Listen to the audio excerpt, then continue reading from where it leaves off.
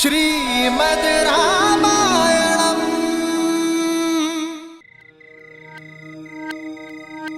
मन अति प्रसन्न है मेरा। गुदगुदी हो रही है सोचकर मन में, मेरा भरत राजकवि होगा। ये कैसी बातें कर रही हो? क्यों? अरे गुण और लक्षणों के आधार पर ही तो पद मिलता है। राम तो निश्चित ही राजा बनेगा और लक्ष्मण तो अवश्य ही सेनापति बनेगा, और शत्रुघ्न उसे तो कोई छोटा मोटा मंत्री का पद मिल ही जाएगा। किंतु भरत, उसकी कविताएं तो पूरे संसार में प्रसिद्ध होंगी।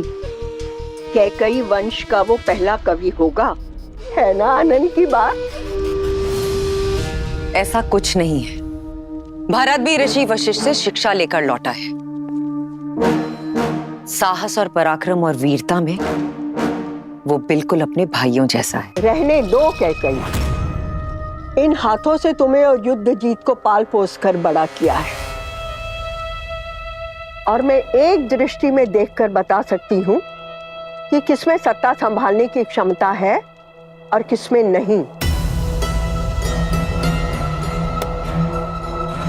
और वैसे भी कैकई, जैसा तुम चाहती थी वैसा ही तो बनकर आया है तुम्हारा पुत्र, राम की छाया।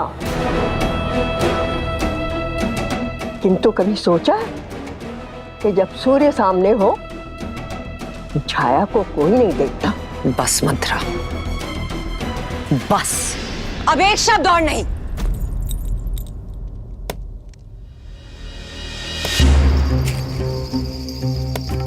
बुरा क्यों लगा कैकई?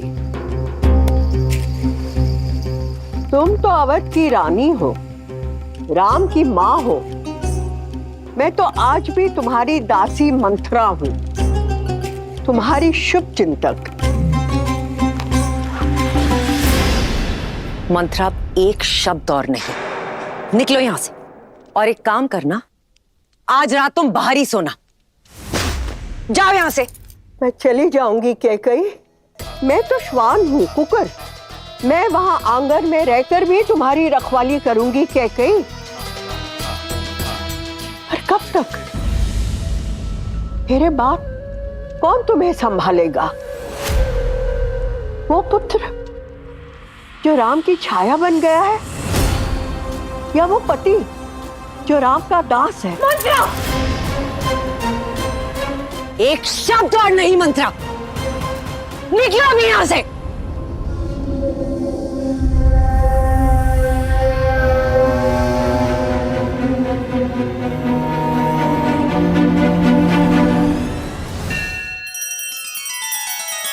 श्री रामचंद्र कृपालु भजु मन हरण भव भय दारुणम्। नव कंज लोचन कंज मुख कर कंज पद कंजारुणम्। सिया राम, सिया राम, सिया राम, सिया राम। आदर्श और मर्यादा की है ये कथा महापावनम्। काट मद श्री से मिला दे श्रीमद् रामायणम्। श्रीमद् रामायणम्। सिया राम, सिया राम, सिया राम, सिया राम।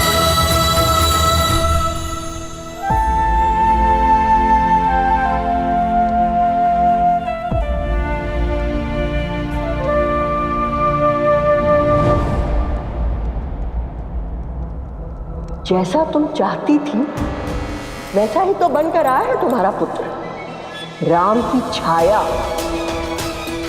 जब सूर्य सामने हो तो छाया को कोई नहीं देखता। मेरे बाप, कौन तुम्हें संभालेगा? वो पुत्र जो राम की छाया बन गया है, या वो पति जो राम का दास है?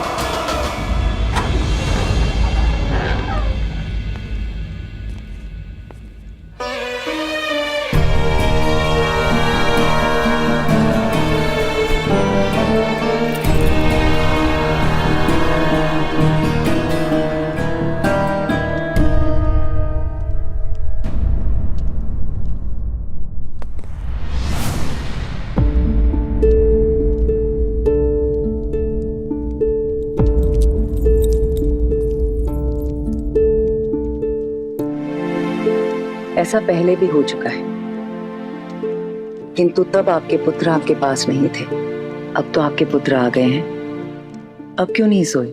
वर्षों से प्यासी इन आंखों को तृप्त कर रहा हूं कैकेयी। किंतु तुम क्यों नहीं सोई? क्योंकि आज भी इनके भविष्य के सपने मेरी आंखों में है। महाराज, चलिए ना, उपवन में चलते हैं, थोड़ा भ्रमण करते हैं। चलिए ना।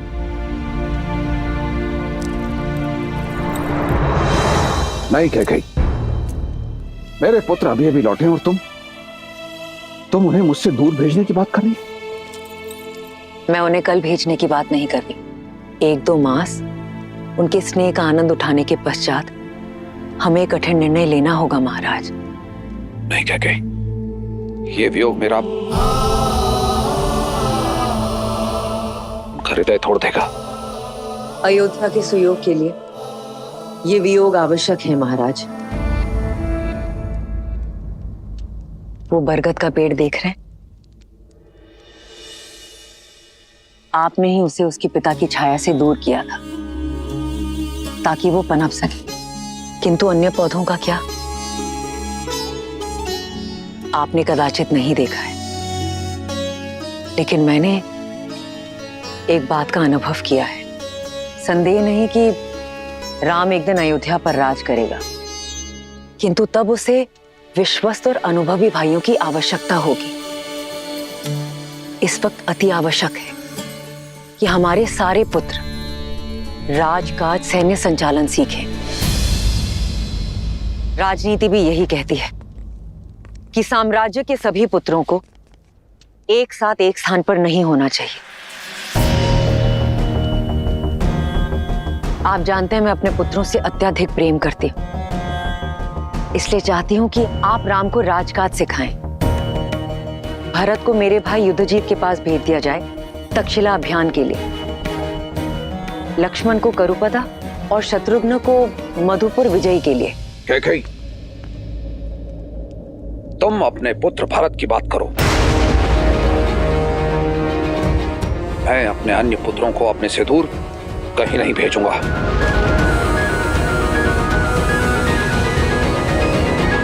क्या कहा आपने?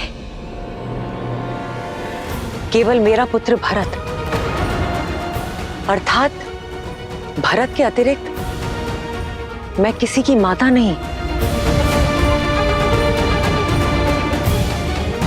कैकेयी, तुम मेरी बात का अनुचित अर्थ निकाल रही हो। मैं आपके शब्द और अर्थ दोनों समझ गई हूं महाराज। आप केवल मेरे पुत्र भरत को कैकैया जाने का आदेश दीजिएगा, और यदि वो प्रश्न करे तो उसे कह दीजिएगा उसकी कठोर मां कैकई ने आदेश दिया है। और हां, दर्पण दिखाने के लिए धन्यवाद महाराज। ये अनुभव करवाने के लिए कि मैं केवल भरत की माता हूं, राम की नहीं।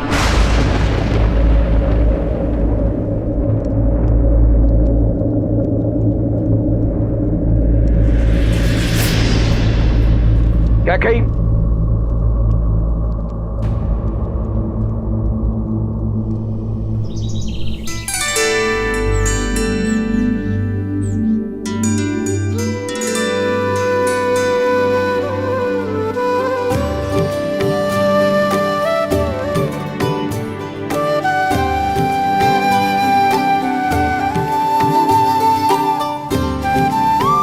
कुमार भरत, आपके लिए एक सूचना है।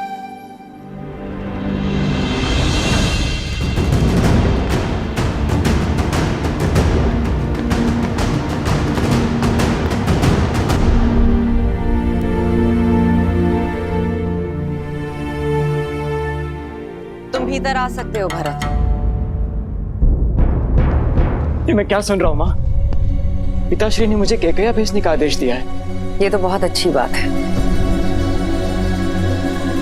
अपने नानाश्री और मामाश्री को मेरा प्रेम और प्रणाम देना। माँ, पिताश्री ने कहा है कि ये सब आपकी इच्छा है। आप मुझे अयोध्या से दूर क्यों कर रही हैं माँ?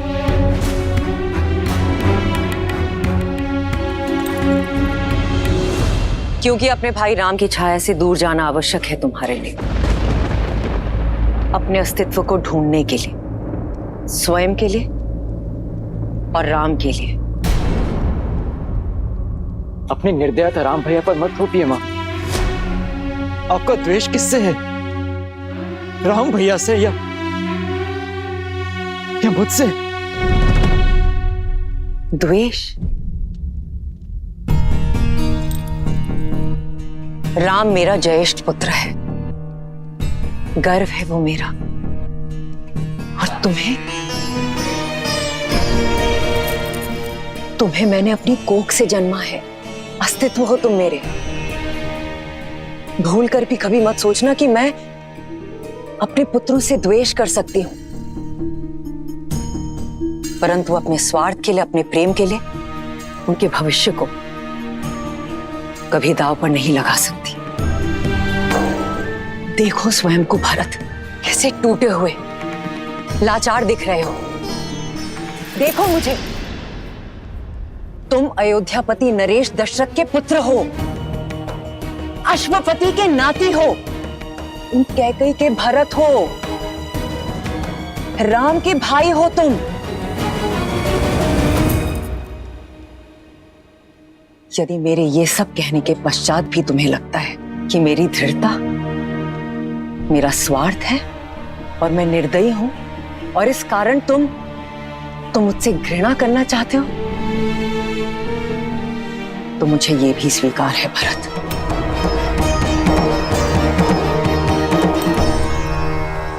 और यदि तुम ये मानते हो कि मैं अपने पुत्र राम से घृणा करती हूं, तो ये भी मान लो, किंतु मैं किसी मां,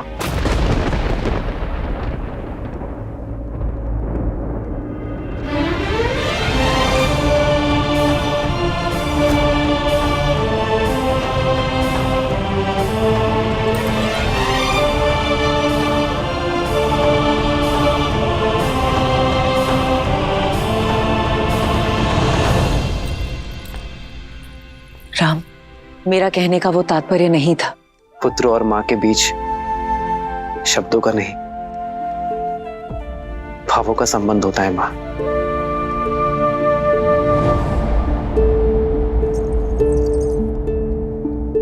और ये बात मेरा भोला भरत भले ही ना समझे, पर मैं अच्छे से समझता हूं।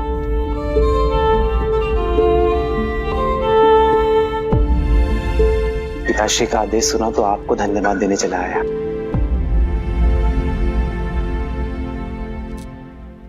मां ने जो बात कही है वो मैं कब से अनुभव कर रहा हूं भरत, और तुम्हारा आत्मविश्वास बढ़ाने का प्रयास भी किया है मैंने, पर कभी सफल नहीं हो पाया। जानते हो क्यों? क्योंकि मैं भाई हूं। मां ने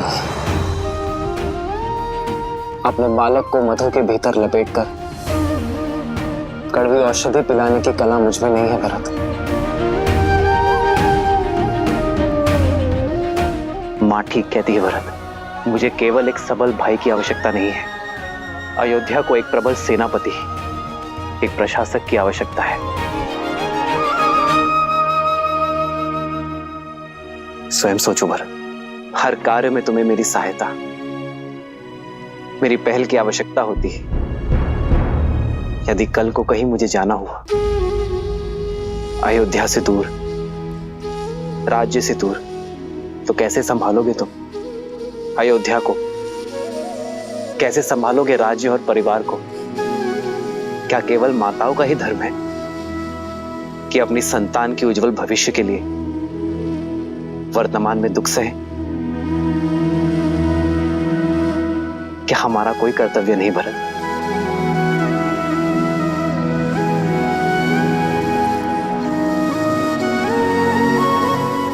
मेरी मां मुझसे कभी घृणा, कभी द्वेष कर ही नहीं सकती, क्योंकि मेरे लिए वो स्वयं उस पुत्र से दूर रहने को सज्ज है जिसे उन्होंने जन्म दिया।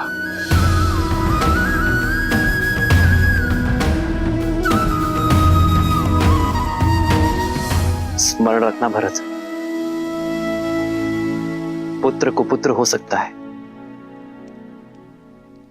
माता को माता नहीं।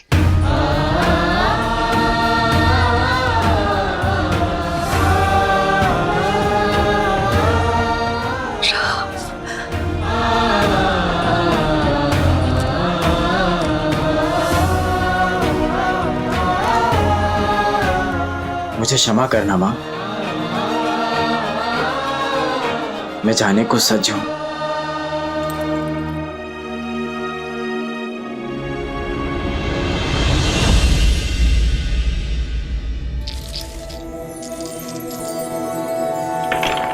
लो, मैं तो विजय के और निकट आ गई सुकीर्ति। इतनी सरलता से मैं आपको जीतने नहीं दूंगी, क्योंकि मेरी बारी अभी शेष है। देखा, 12 आप लोगों से आगे हुई ना उर्मिला दीदी।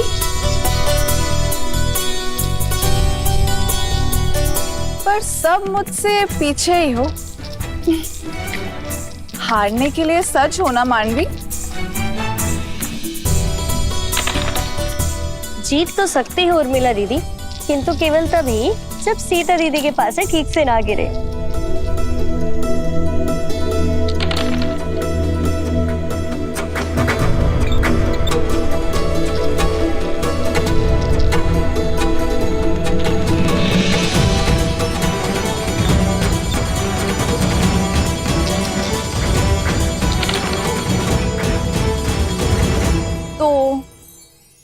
मैं तो हार गई और मैं जीत गई। देखा सीता दीदी, आप फिर से जानबूझ के हार गई ना। आप हमेशा यही करती है, गार की जैसी विदुषी को अपने ज्ञान से हरा देती है और अपनी बहनों के सामने हमेशा हार जाती हैं। क्योंकि तुम्हारी जीत मेरी जीत है, और अपनों से हारने में जो सुख मिलता है ना, वो 100 विजयों से भी अधिक है।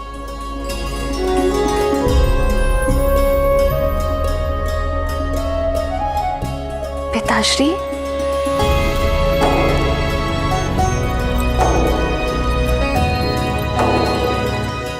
प्रणाम पिताश्री। दीर्घायु भव। मुझे सीता से कुछ एकांत में बात करनी है।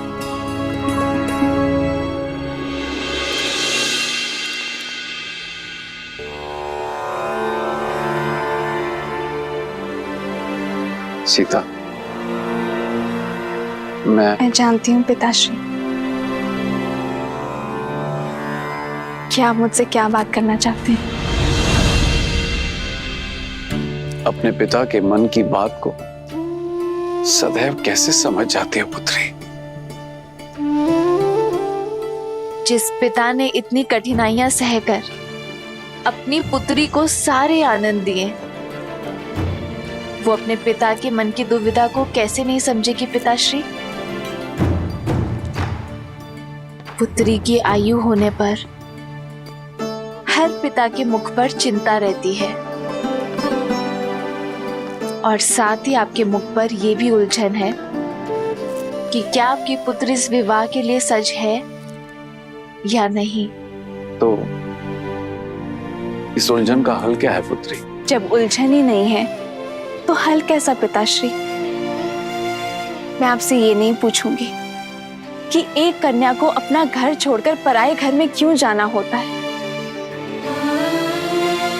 क्योंकि मैं जानती हूँ कि एक स्त्री में ही इतनी शक्ति होती है कि वो अपना संसार छोड़कर एक नया संसार बना सके, अपने संस्कार, अपने आदर्श आने वाली पीढ़ी को दे सके जो उसने अपने पिता से पाए हैं।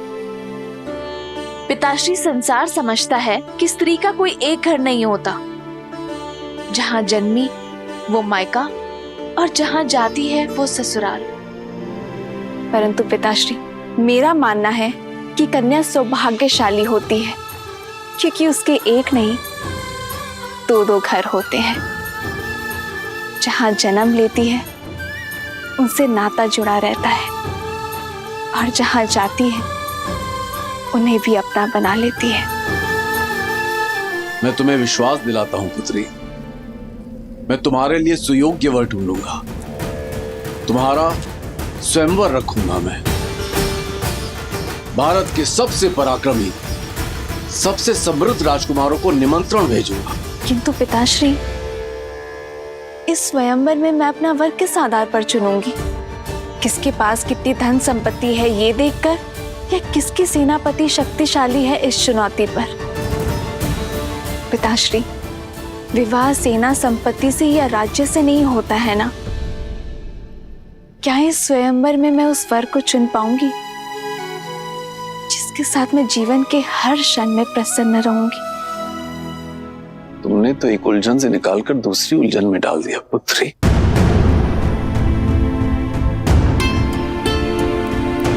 माता, कुछ अति महत्वपूर्ण होने वाला है। पिताश्री ने शीघ्र बुलाया है।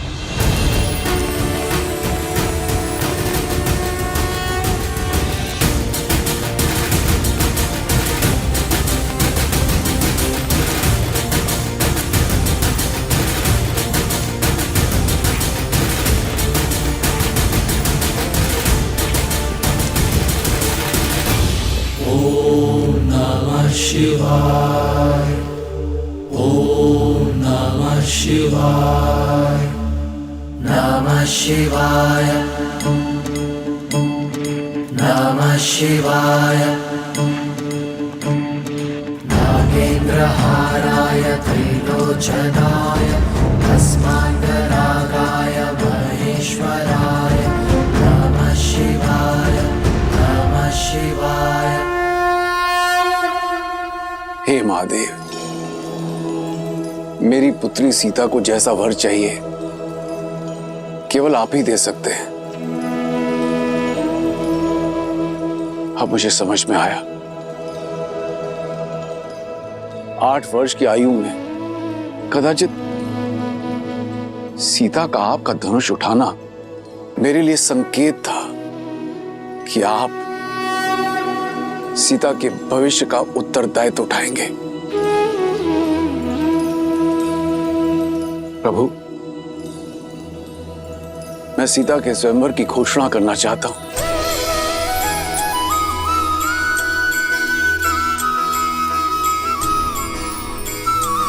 वर का चयन आपकी शक्ति और आपके न्याय का प्रतीक आपका महाधनुष पिनाक होगा।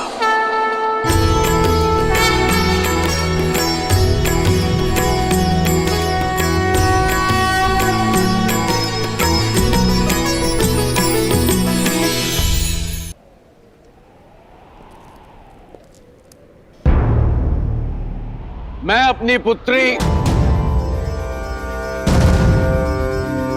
सीता के स्वयंवर की घोषणा करता हूं।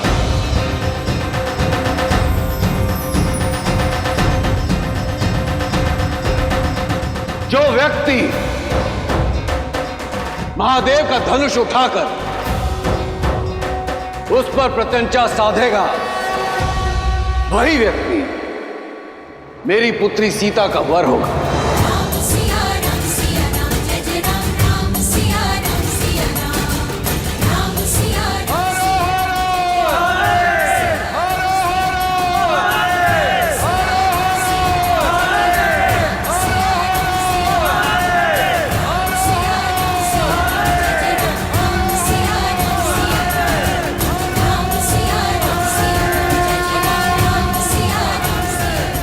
जनक ने सीता के लिए वर ढूंढने का उत्तरदायित्व आप पर छोड़ दिया है प्रभु। सत्य तो यह है देवी कि मिथिला में अपने इस उत्तरदायित्व को निभाने का प्रबंध मैंने कई वर्ष पहले ही कर दिया था। कैसे, बताइए ना, कैसे ढूंढेंगे जनक राम को? जो सच्चे मन से राम को खोजना चाहें, राम तो उन्हें मिल ही जाते हैं। और वैसे भी संसार में ऐसा कौन है जो राम को खोजना नहीं चाहता?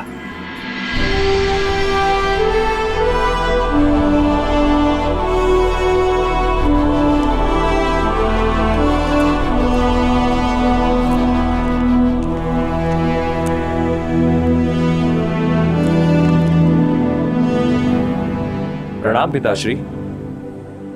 आयुष्मान भव। मैं कल भोर होने पर कह जा रहा हूं पिताश्री। आपकी अनुमति लेने आया हूं।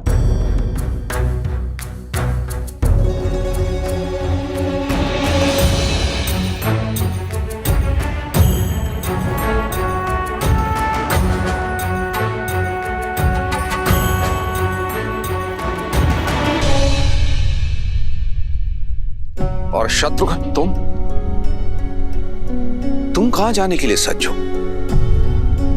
पिताश्री, भरत भैया को मेरी आवश्यकता होगी और फिर मेरा भी मन है कि मैं मामा के देश का भ्रमण कराऊं।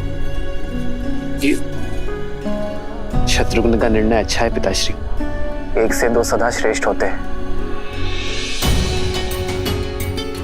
यदि आपका मन हो तो मैं जाऊं पिताश्री।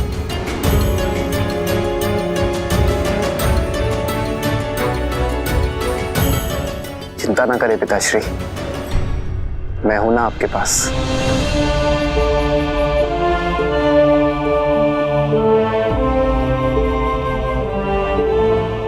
अनुमति है।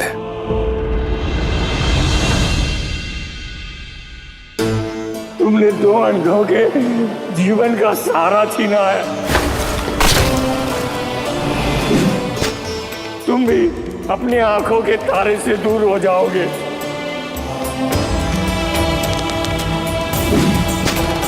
अपने धर्म रक्षक पुत्र के वियोग में तरस तरस कर मरोगे तुम।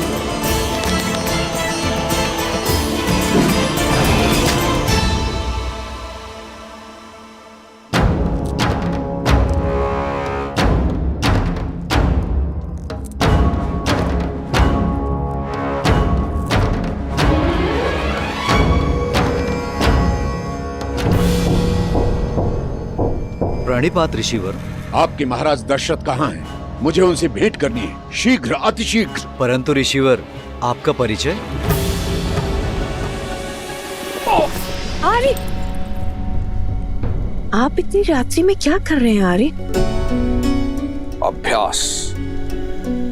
प्रयास कर रहा हूं कि अपने आप को युद्ध के लिए सज्ज रखूं। जानती हूँ आपका तेज और शौर्य ढल नहीं सकता आर्य, परंतु आयु ढलती है। अब राम का समय है। युद्ध अयोध्या को पुकारेगा तो उत्तर देने की बारी राम की है। वही तो कारण है, मैं राम से दूर नहीं रह सकता। भय कि कहीं भरत और शत्रुघ्न की भांति राम पुनः उससे दूर ना हो जाए। महाराज की जय हो। महाराज, इस समय कष्ट देने के लिए क्षमा चाहता हूं, पर ऋषि विश्वामित्र पधारे हैं।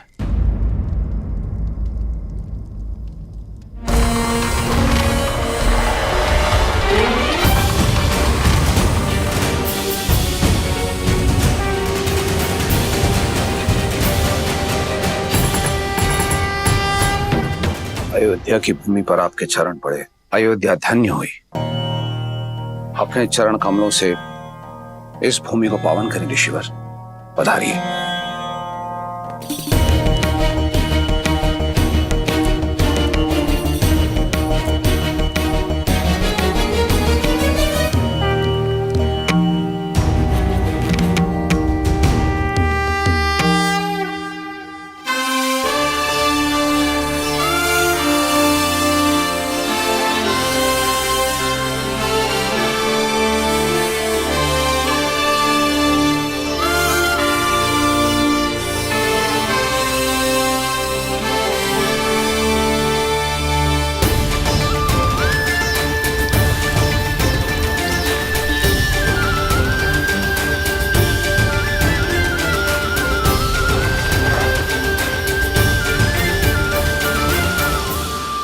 ऋषिवर, मेरा पुत्र अभी अभी शिक्षा प्राप्त करके लौटा है, इसे आशीर्वाद दें।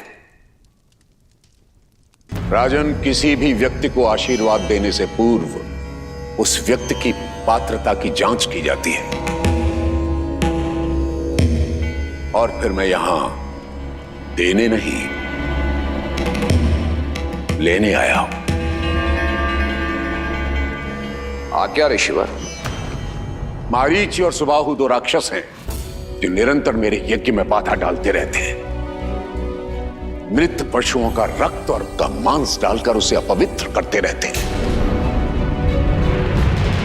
ऐसा नहीं है राजन कि मैं उनका संहार नहीं कर सकता, परंतु ब्रह्मर्षि होने के बाद मैंने शस्त्र त्याग दिए हैं, इसलिए सुमंत, हम इसी क्षण ब्रह्म ऋषि के आश्रम की ओर प्रस्थान करेंगे।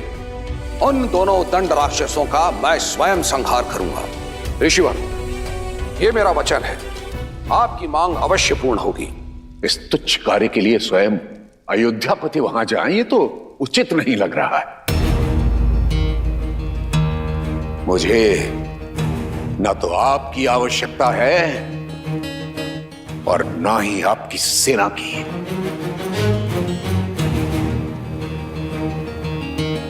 तो ऋषिवर, मैं और क्या दे सकता हूं?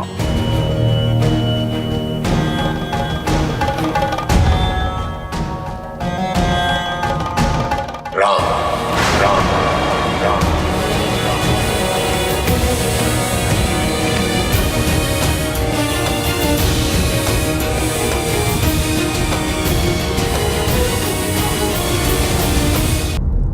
राजन, आप अपने पुत्र के लिए आशीर्वाद चाहते थे और मैं सहायता।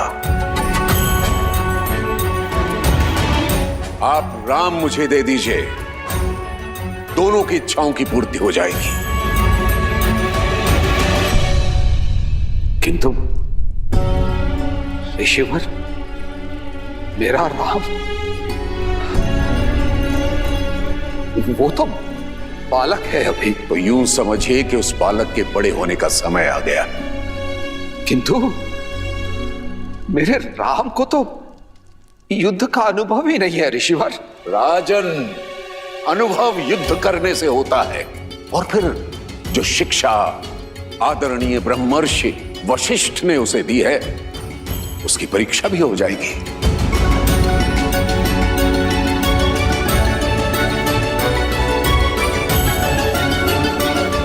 तो ऋषिवर, मैं राम को अपनी सेना में सम्मिलित कर लेता हूं। ये तो ठीक रहेगा ना? राजन, क्या मैंने अपनी बात स्पष्ट नहीं की? मुझे आप नहीं, राम चाहिए।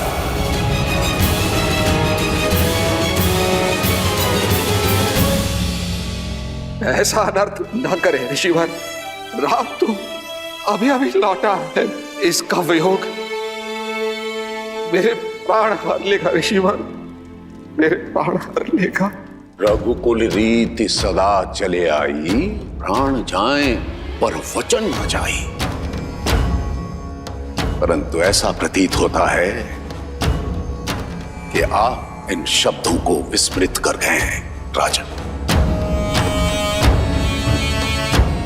प्राणों की इतनी ही चिंता है तो रघुकुल की वचनबद्धता का ढिंढोरा क्यों पीटते हैं अयोध्यापति?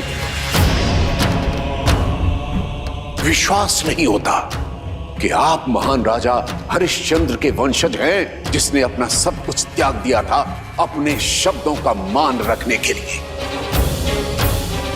पहली बार अयोध्या ने निराश किया।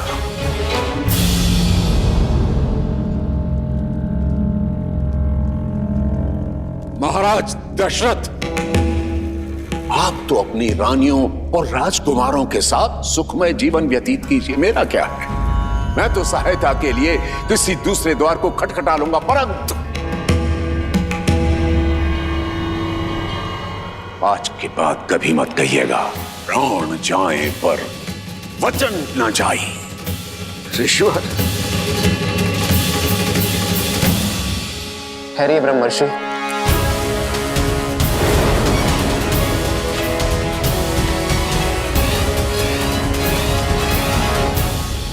आप धर्म परायणता के अवतार हैं, ज्ञान में सर्वश्रेष्ठ है। आप किसी भी असुर को स्वयं दंडित करने में सक्षम हैं, किंतु ब्रह्मत्व का मान रखने और रघुकुल का मान बढ़ाने स्वयं अयोध्या आए हैं। आपके साथ चलना मेरा सौभाग्य होगा गुरुवर। केवल एक अनुरोध है, कल प्रातः तक प्रतीक्षा कीजिए, अयोध्या का स्वागत स्वीकारिए। ठीक है, कल प्रातः काल तक का समय है तुम्हारे पास। जैसे ही कल का सूर्योदय होगा, अयोध्या के मान का उदय होगा अथवा उसके तेज का अस्त होगा।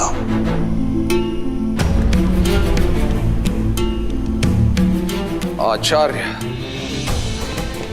पिताश्री, पिताश्री।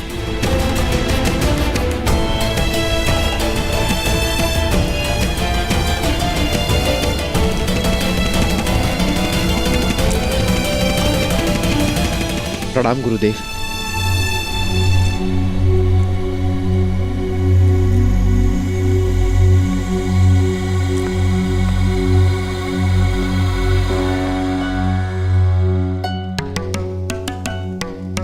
आपके यहां आने का कारण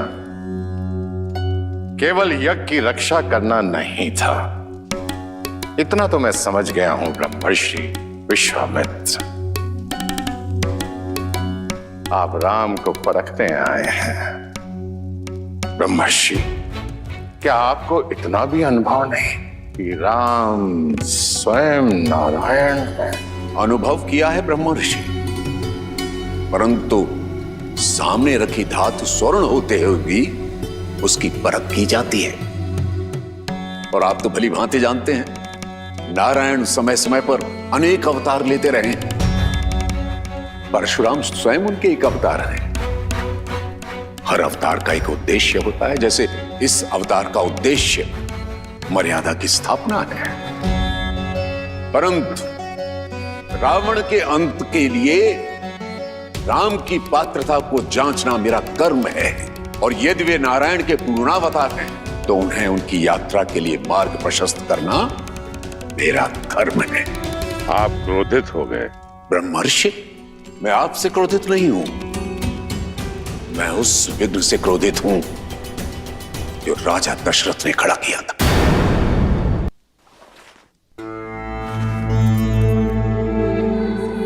सेवकों, राजवैद्य को सूचित करो कि तुरंत आए।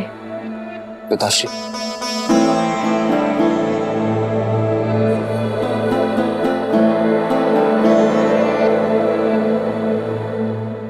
आपका स्वास्थ्य सदा ठीक रहता है पिताश्री। ये अचानक क्या हुआ आपको? थक गया हूं, विश्राम की आवश्यकता है।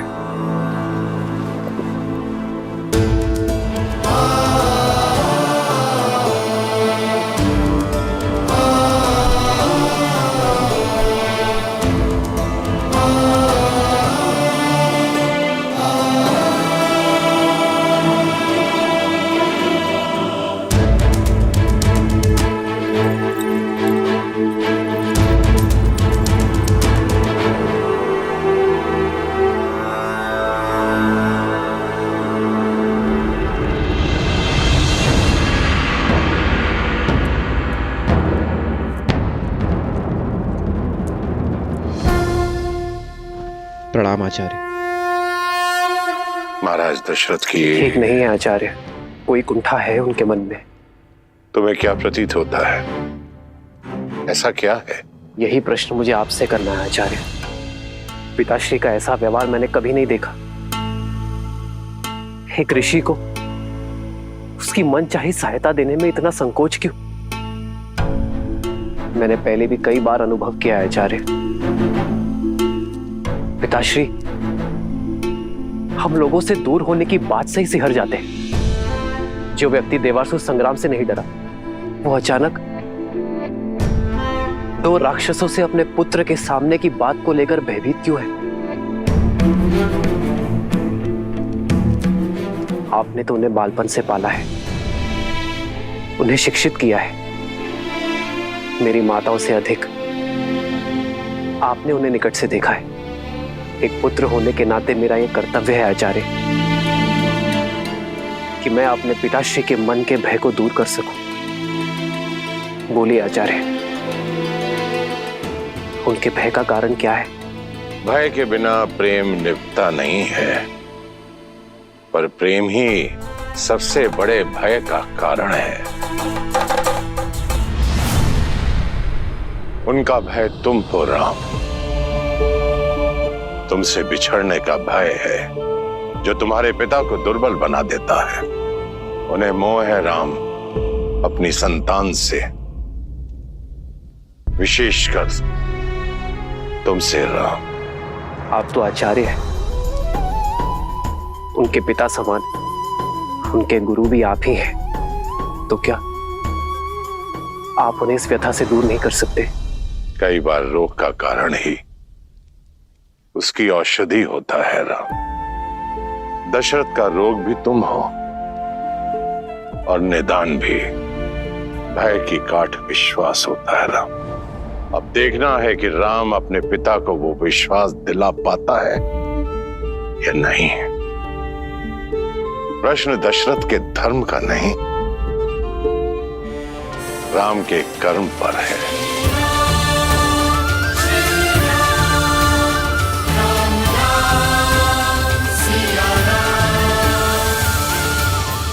श्रीमद् रामायणम्।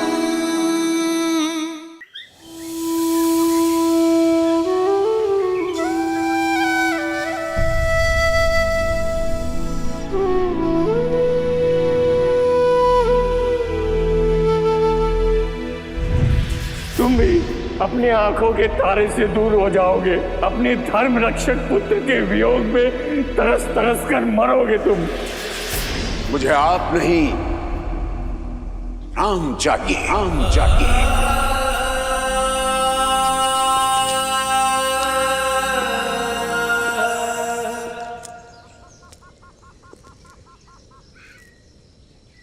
राम,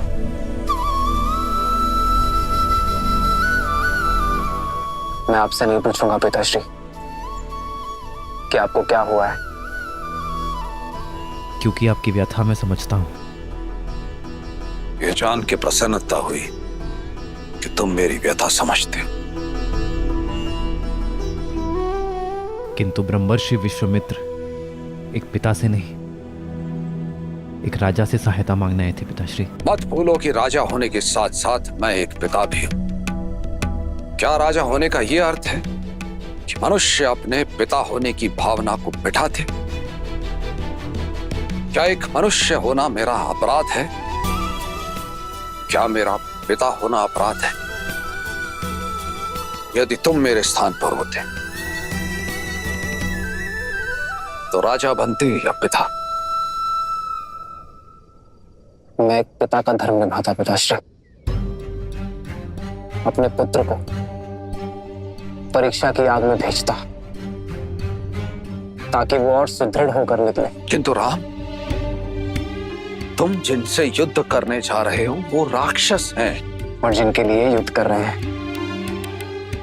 वो ब्रह्मर्षि विश्वामित्र है पिताश्री। मैंने उनकी कथाएं सुनी है पिताश्री, जो एक राजा होकर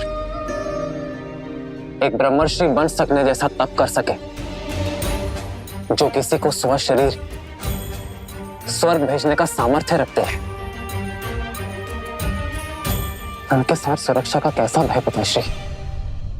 जिनके पास असंख्य दिव्यास्त्र हैं, वो पूरा संसार छोड़कर यदि यहाँ आपके पुत्र को लेने आए हैं तो अवश्य ही कोई कारण होगा पिताश्री। यूं समझिए पिताश्री कि ब्रह्मर्षि विश्वामित्र को आपके पुत्र की नहीं, आपके पुत्र को ब्रह्मर्षि विश्वामित्र की आवश्यकता है। किंतु राम, तुमने भारत के जाने के उपरांत कहा था तुम मेरे साथ रहोगे। आपके साथ ही हूं मैं पिताश्री, क्योंकि मेरी दृष्टि में महाराज दशरथ धर्म और वचन का दूसरा नाम है और मैं उस नाम के साथ हूं।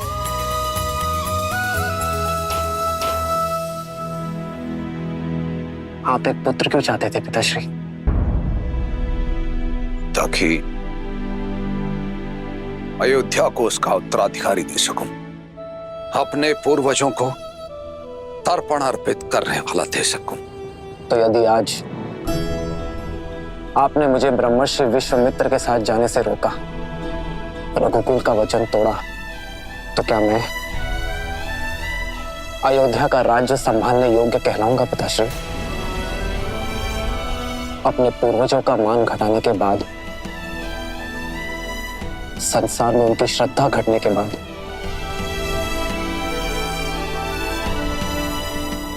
क्या मैं उनका श्राद्ध कर पाऊंगा पिताश्री? मैं आपका पुत्र हूं पिताश्री, मेरा धर्म है आपका आदेश मानना, पर आप रघुवंश के राजा हैं। चयन की दुविधा आपकी होगी और आदेश भी आपका ही होगा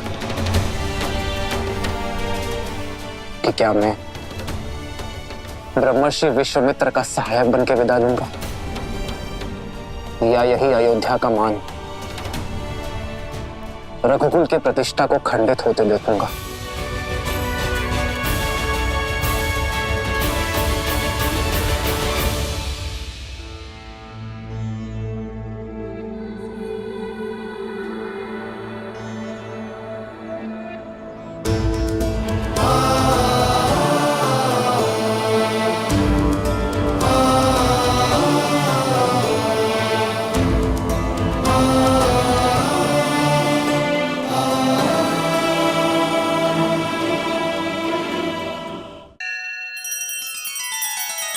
श्री रामचंद्र कृपालु भजुमन हरण भव भय दारुणम नव कंज लोचन कंज मुख कर कंज पद कंजारुणम। सिया राम सिया राम सिया राम सिया राम। आदर्श और मर्यादा की है ये कथा महापावनम, काट मद श्री से मिला दे श्रीमद् रामायणम, श्रीमद् रामायणम। सिया राम सिया राम सिया राम सिया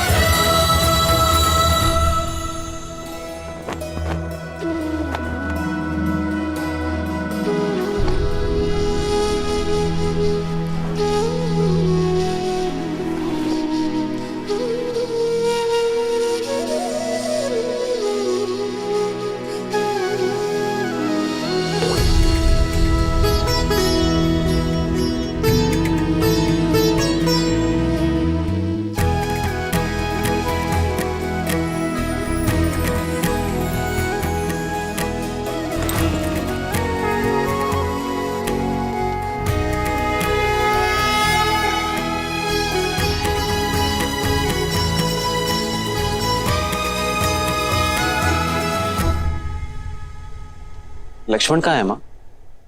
क्या वो अपने बड़े भाई को विदा करने नहीं आएगा? वो तुम्हारे लिए अस्त्र और शस्त्र लेने गया है पुत्र।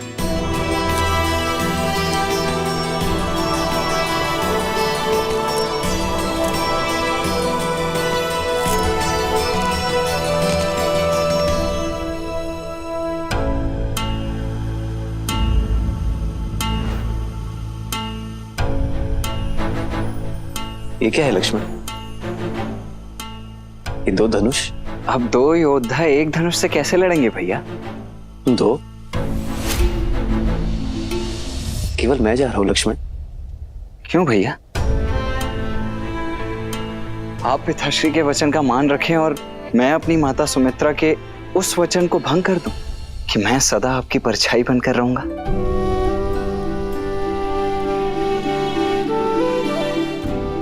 नहीं भैया, मैं तो सदा आपके साथ ही रहूंगा। लीजिए।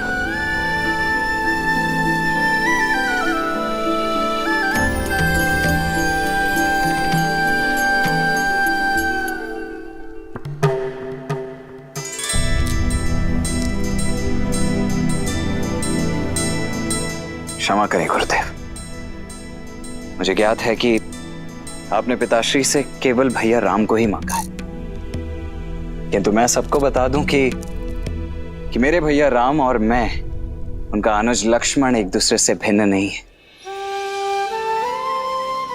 वो देह हैं तो मैं उनकी आत्मा हूं।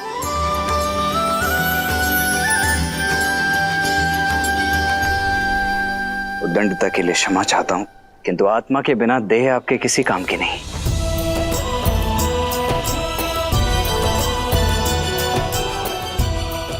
आशा है आप और पिताश्री मुझे भैया राम के साथ जाने की अनुमति अवश्य प्रदान करेंगे।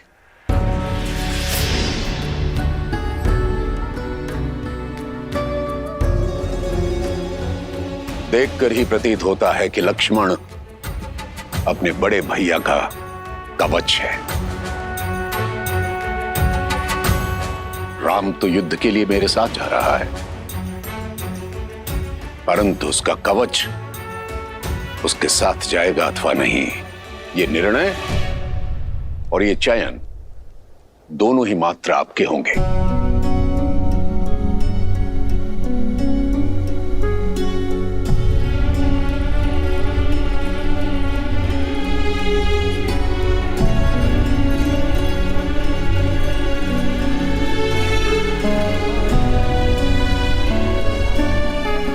ऋषि, मैं अपने दोनों पुत्र नहीं, अपने प्राण आपको सौंप रहा हूं। आज से आप ही इनके माता पिता हैं।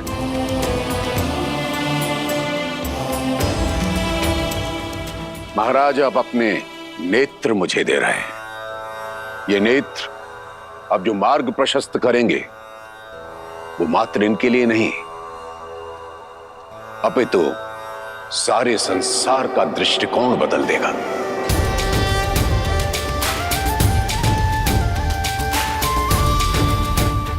आप निश्चिंत रहें, आपके दोनों बेटे मेरे साथ सुरक्षित रहेंगे।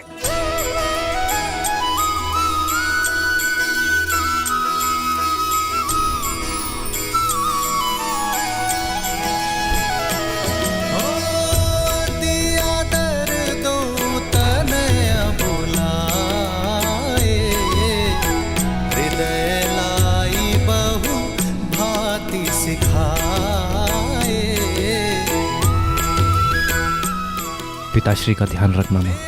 प्राणनाथ सुत दो, तुम मुनि पिता आन नहीं को।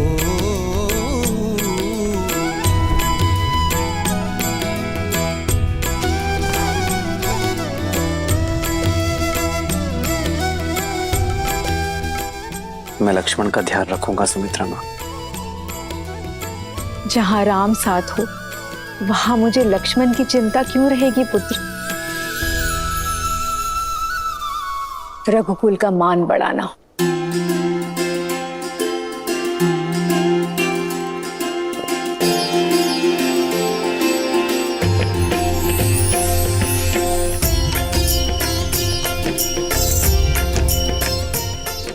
जय बाबा।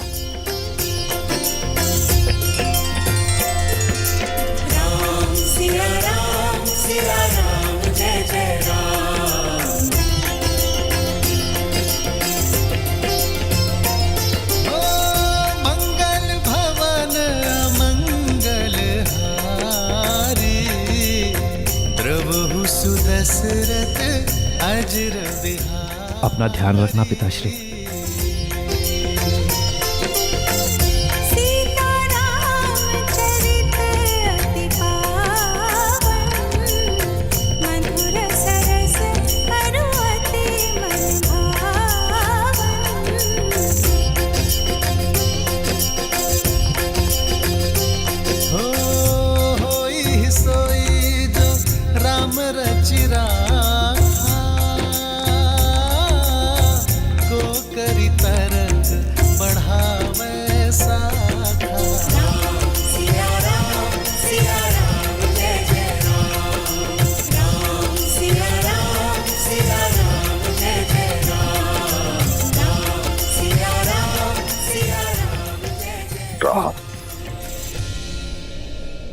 मैं तुम्हारी प्रतीक्षा करूंगा पुत्र, लौट के आना। हो रघुकुल रीत सदा चली आई,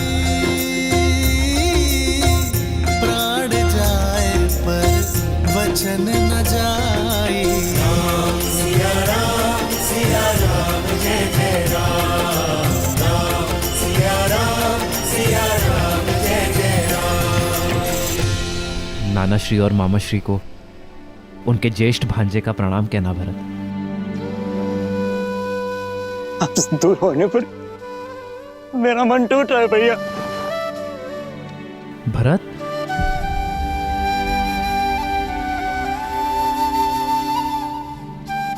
शांत हो जाओ भरत। भरत, मेरा मन गर्वित है भरत। मेरा छोटा भाई पहली बार कोई उत्तरदायित्व मेरे बिना उठाने जा रहा है। शत्रुघ्न जी भैया, अपना और भरत का ध्यान रखना। प्रस्थान करो भरत। लक्ष्मण,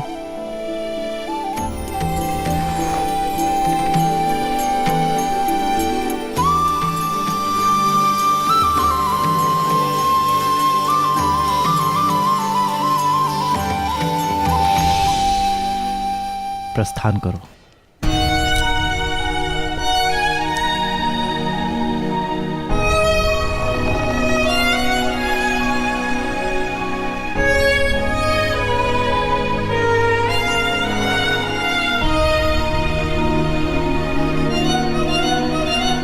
भैया, ऋषि विश्वामित्र के साथ जाने के लिए परिवार से विदा लेते समय तो आपने तनिक भर का भी विचार नहीं किया, किंतु भरत भैया और शत्रुघ्न से विदा लेते समय आपकी दृष्टि उनसे हट ही नहीं रही। कर्तव्य के पथ पर विदाई भी सुख देती है लक्ष्मण।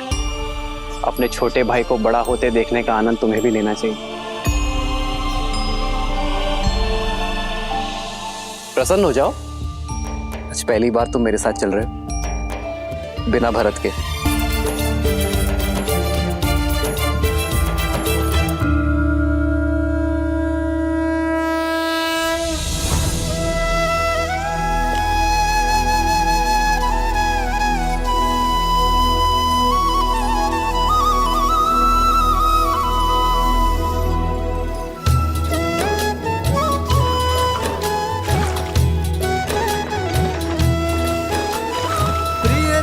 से दूर होना भारी मन का द्वंद, पर बिछड़ न कर्तव्य के लिए एक वीर का आनंद।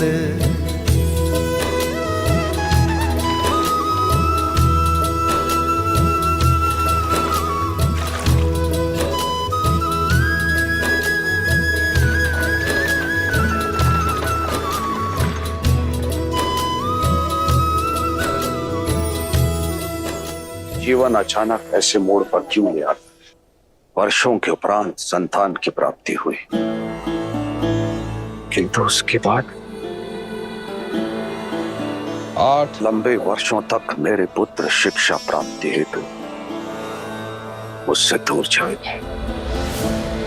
लौट के आए, कुछ ही क्षण उनके साथ बिताए और फिर से पुत्र वियोग एक बार फिर मेरे सामने उठ खड़ा हुआ है। भय लग रहा है अचार, कहीं श्रवण कुमार के पिता का श्राप अपने लक्ष्य की ओर तो नहीं बढ़ रहा? समस्या ये नहीं कि तुम्हारी मृत्यु श्राप से होगी, समस्या ये है कि तुम हर क्षण श्राप में जी रहे हो। क्यों भूल जाते हो कि मृत्यु तुम्हारे हाथों में नहीं है, तुम्हारे हाथों में है जीवन। तो जितना समय है अपने पुत्रों के साथ बिताओ और जियो, ताकि अपने पुत्रों के साथ समय ना बिताने का खेद ना रह जाए। जीवन कब समाप्त होगा इस डर से जीना छोड़ नहीं देते हैं पुत्र।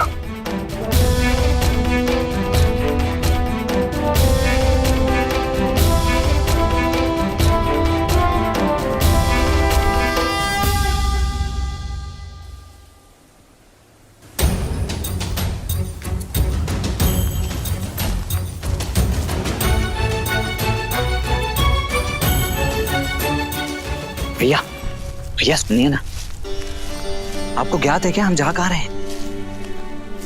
तुम स्वयं पूछ लो उनसे। मैं नहीं, ठीक है। थक गए क्या दशरथ नंदन? जी आचार्य, नहीं तो भैया चलिए ना, आइए।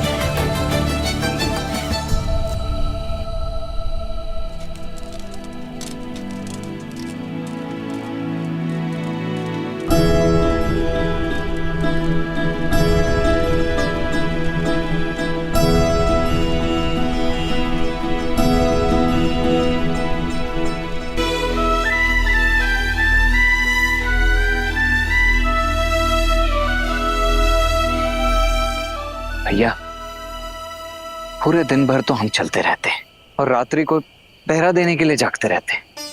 ना भोजन है ना जल है। ये गुरुदेव हमसे चाहते क्या है? कोई कारण अवश्य होगा लक्ष्मण। यदि कार्य सरल होता तो गुरुवर इतनी दूर चलकर अयोध्या नहीं आते।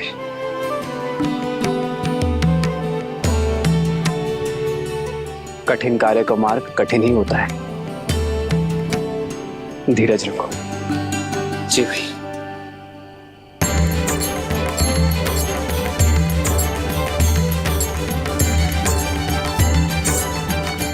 गुरुदेव, जलाशय।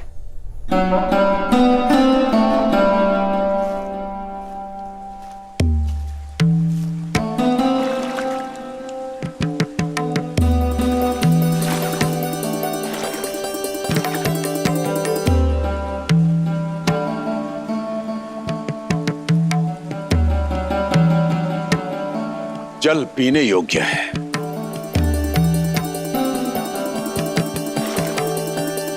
पी नहीं सकते।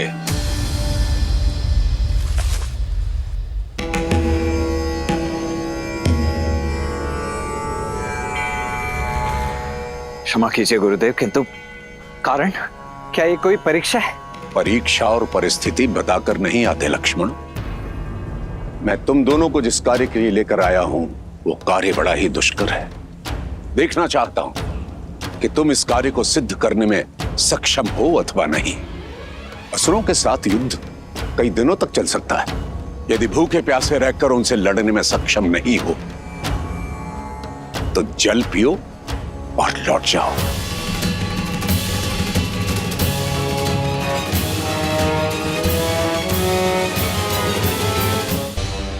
वे असुर हैं। भूख और तृष्णा पर उनका वश नहीं है। उनके शरीर को भूख लगती है तो वो चोरी करते हैं, छीनते हैं, लूटते हैं और अपने मन की भूख और तृष्णा को वे अपराध करके शांत करते हैं। इसका अर्थ समझते हो? समझा गुरुवर। यदि हम भी उनके जैसे ही दोषी हैं तो हम उन पर विजय नहीं पा सकते। इसलिए हमें अपनी भूख और तृष्णा पर वश पाना होगा, यही ना? हम सज्ज है आचार्य। मेरा लक्ष्मण बहुत बली है, बहुत सहनशील है। आपका भाव नहीं समझ पाया, इसलिए दुष्टता कर बैठा। इसे क्षमा करे गुरुवर। जी गुरुदेव, मैं आपको आश्वासन देता हूं कि मैं भूख और प्यास दोनों सहन करने के लिए सज्ज हूं। शरीर की भूख को शारीरिक बल और परिश्रम से शांत किया जा सकता है लक्ष्मण, परंतु मन की तृष्णा को मिटाने के लिए मन में करुणा जागृत करनी होती है। अपनी इंद्रियों को वश में रखना पड़ता है। कर पाओगे?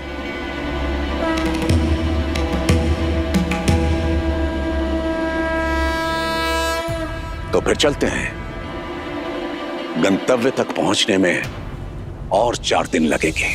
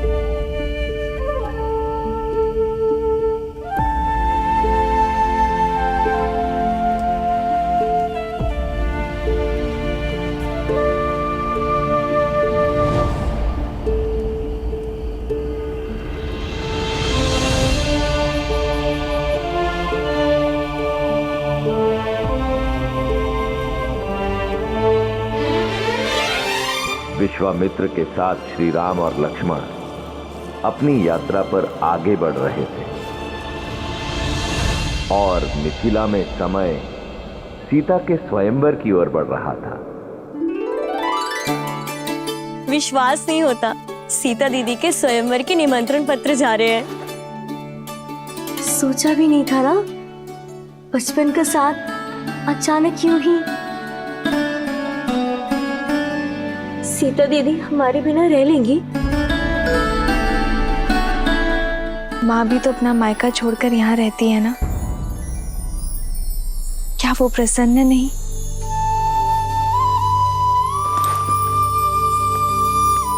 सीता दीदी चौपड़ खेले इस समय? जितना समय यहाँ पर हो खेल लो ना दीदी। जब ससुराल चले जाओगी तो हम तीन कैसे खेलेंगे?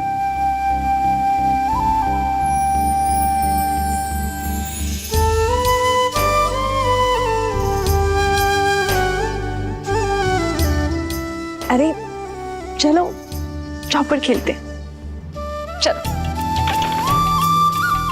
तुम इतना क्यों हंस रही हो? क्योंकि सीता दीदी कहीं नहीं जाने वाली। अब ज्येष्ठ पिताश्री ने नियम ही कुछ ऐसे रखे हैं। जिस शिव धनुष को सैकड़ों लोग मिलके केवल हिला पाते हैं, उसे कौन तो उठाएगा और कौन प्रत्यंचा चढ़ाएगा? तर्क तो उचित है, पर फिर सीता दीदी ने कैसे उठा लिया था? हाँ दीदी बताओ ना, जब आपने शिव धनुष उठाया था तो क्या था आपके मन में? नहीं जानती, बस इतना स्मरण है कि मेरे मन में ना तो कोई भय था और ना कोई भार। केवल महादेव से प्रार्थना थी कि हमारी गेंद वापस लौटा दे। और महादेव तो भोलेनाथ है ना, यदि मन में आभार हो तो महादेव दुलार देंगे ही। हाँ, और वो वर भी देंगे जो उनका धनुष उठा के आपको ब्याह ले जाएगा।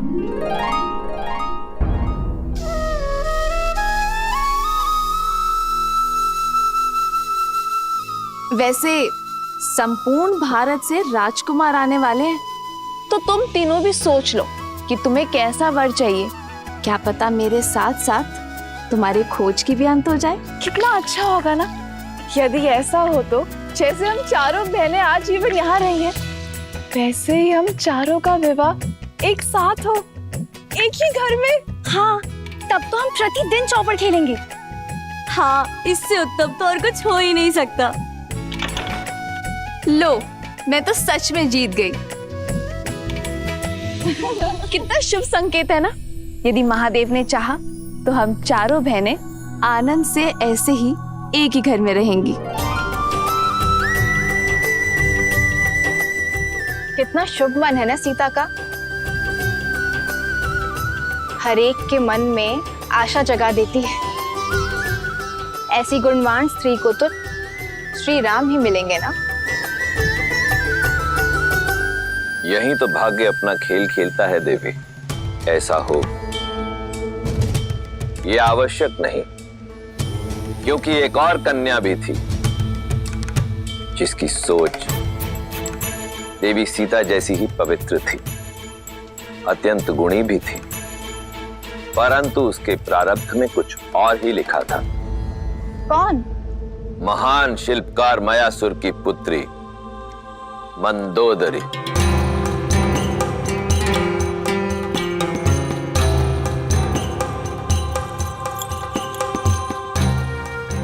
मयासुर ने अनेकों दिव्यास्त्रों का निर्माण किया था और फिर उन्होंने एक अत्यंत शक्तिशाली भाला बनाया।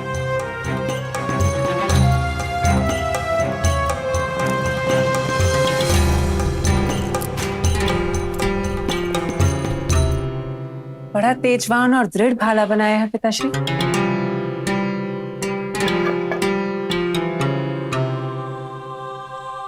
किसी विशेष के लिए बनाया है? हाँ पुत्री, ये संसार का सबसे शक्तिशाली भाला है, जिसका प्रहार इंद्र के वज्र को भी काट सकता है। और जानती हो किसके लिए बनाया है ये?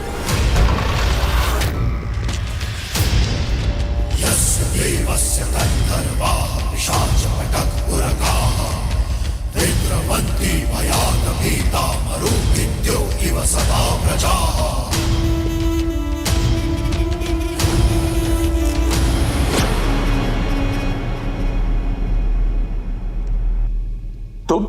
मैं लंकेश दशानन रावण। मायासुर,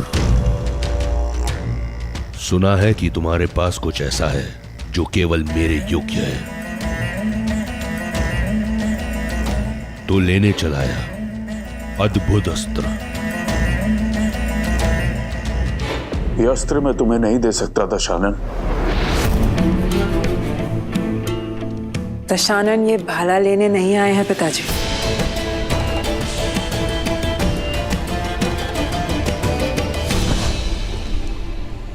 अद्भुत, जैसा सुना वैसा पाया। आंखों में तेज, वाणी में दृढ़ता, रूप में ज्वाला और बुद्धि में पैनापन।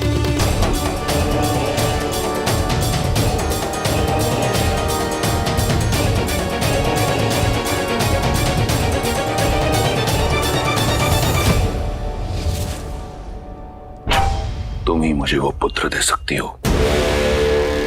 जो मेरा अधूरा स्वप्न पूरा करेगा, इंद्रासन पाने का। नहीं, मेरी पुत्री का हाथ मैं तुम जैसे आतताई के हाथ में नहीं दे सकता। वीर भोग्य वसुंधरा मायासुर, जिसके पास बल है उसी का आज उसी का कल है, और दशों दिशाओं में दशानन से अधिक बली कोई नहीं। एक वृद्ध शिल्पकार के कंठ पर भाला रखकर धमकाना, ये कहां का बल है दशानन?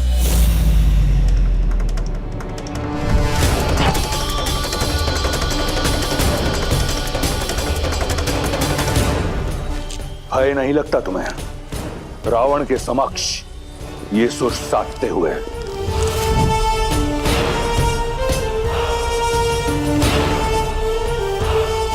कदाचित तुमने मेरे बारे में सुना नहीं। सुना है ना कि आप दूसरों से उनकी संपत्ति छीन लेते हैं, विवशों से प्राण और स्त्रियों से उनका सम्मान छीन लेते हैं। सब सुना है मैंने। सावधान मंदोदरी, स्त्री की लाज भंग करने का पाप आप कई बार कर चुके हैं।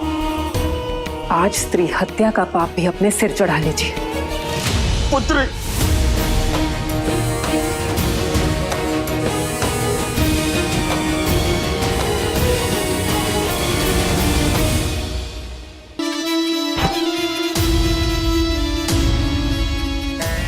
प्राण नहीं लूंगा तुम्हारे। सुंदर स्त्रियों के प्राण नहीं लेते, उनके लिए प्राण न्यौछावर किए जाते हैं। मायासुर, तुम्हारी पुत्री मेरी हुई, और ये भाला मैं भेंट स्वरूप स्वीकार करता हूं। शस्त्र छीना जा सकता है दशानन, पर साथ मांगा जाता है। समान नहीं हूं मैं, सम्मान से एक सज्जन बनकर मेरे पिताश्री से मेरा हाथ मांगिए।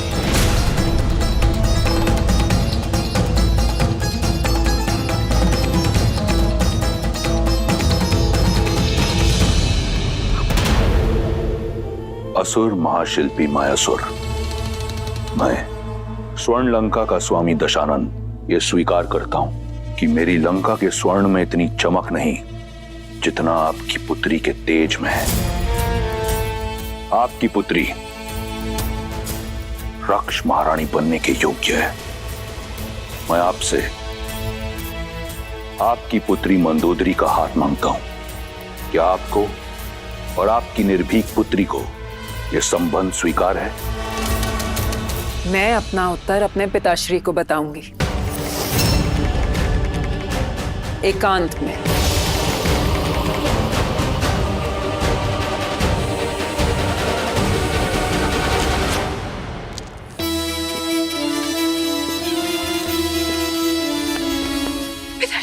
पिताश्री उठे, उठे पिताश्री। पुत्री, तुम ऐसा नहीं कर दशानन सकती। है वो पिताश्री, वो चाहे तो सब कुछ नष्ट कर कर हमें बलपूर्वक यहाँ से ले जा सकते हैं। इससे अच्छा होगा कि हम सम्मान के साथ जाएं। अपने पिता की रक्षा के लिए तुम अपने जीवन का मार्ग एक पापी के साथ चुनोगी? कैसी आपदा है? नहीं पिताश्री, ये आपदा नहीं, अवसर है। किसी को कीचड़ से निकालने के लिए उसका हाथ थामना पड़ता है। असुरों का सुर साधने के लिए ये त्याग मुझे करना होगा। रावण को मार्ग पर लाना असंभव है। जानती हूं, मैं वर्तमान तो बदल नहीं सकती पिताश्री, पर भविष्य तो संवार सकती हूँ।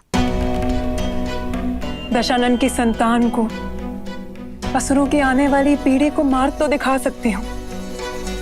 असुरों की आने वाली पीढ़ी धर्म पर चले, इतना प्रयास कर सकती हूँ पिताश्री।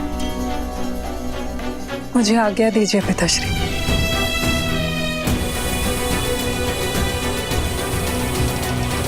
रावण और मंदोदरी का विवाह हुआ, जहां एक और मंदोदरी ने अपनी आहुति दी असुरों के भविष्य के लिए, वहीं दूसरी ओर रावण एक शक्तिशाली शस्त्र पाना चाहता था। रावण को पूर्ण विश्वास था कि उसके तेज और मंदोदरी की पवित्रता का संगम उसे एक बलशाली पुत्र देगा, जो उस इंद्रासन को जीत सकेगा जिसे पाने में उसका भाई कुंभकर्ण चूक गया था। कोई भी ग्रह अपने उचित स्थान पर नहीं, परंतु मेरा पुत्र अजयी और अमर होगा। जो मैं तप से ना पा सका, मेरा पुत्र भाग्य से पाएगा। जो भी ग्रह नक्षत्र की स्थिति प्रतिकूल है, उन्हें अनुकूल होना होगा।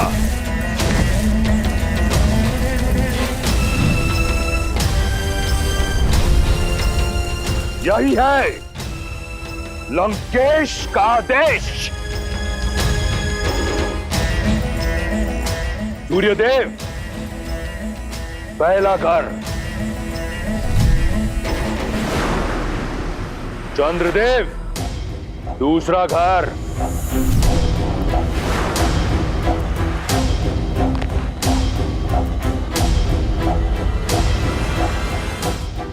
रावण ने अपने बल और भय के प्रताप से सभी ग्रहों को अपने पुत्र की कुंडली में अनुकूल परिस्थिति में आने के लिए विवश कर दिया। शनिदेव सातवां घर,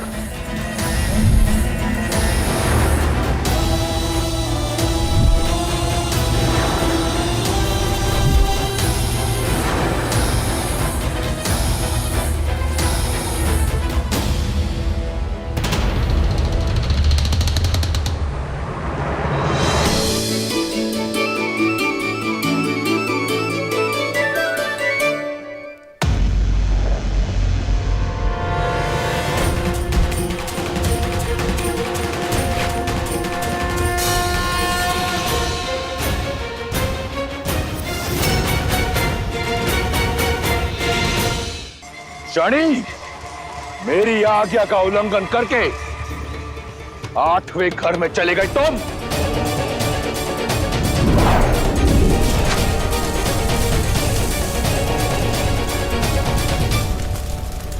तुम अपने बल से, अपनी हट से नियति के लेख को नहीं बदल सकते रावण।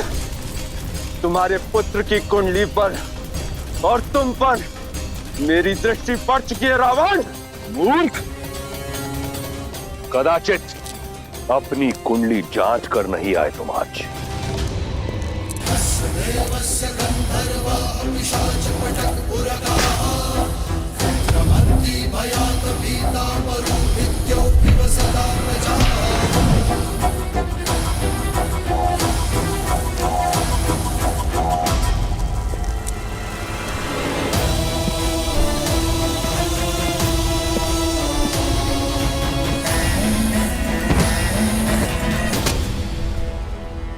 आज से तुम यही मेरे चरणों में रहोगे, जहां सदैव तुम्हारी दृष्टि नीची रहेगी, ताकि दृष्टि उठाकर ना तुम लंका देख सको और ना लंकापति का पुत्र।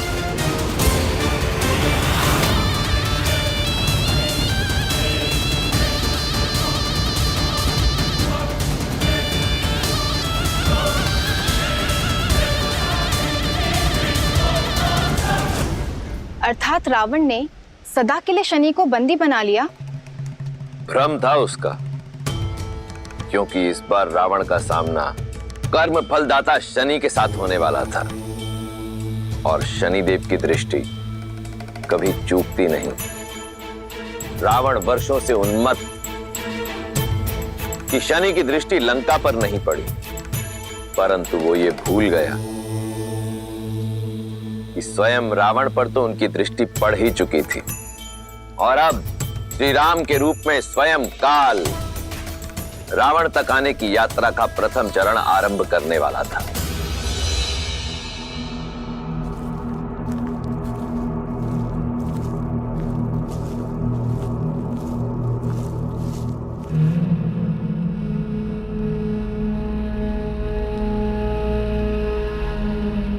बड़ा ही भयावह वन है ये।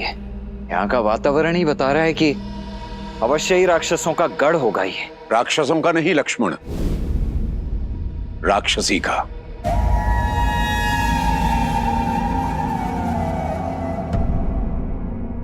मैं तुम्हें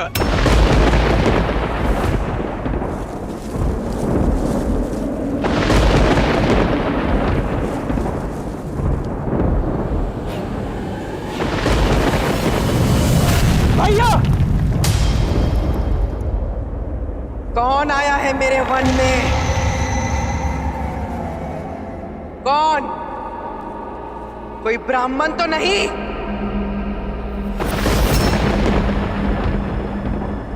ब्राह्मण? मैंने चेतावनी दी थी कि मेरे वन में ऋषियों का आना मना है।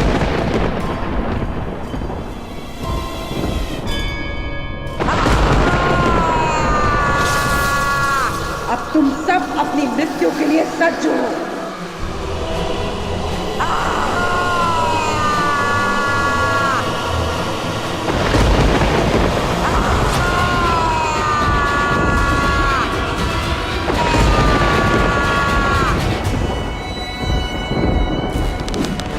भैया, प्रहार की आज्ञा दीजिए।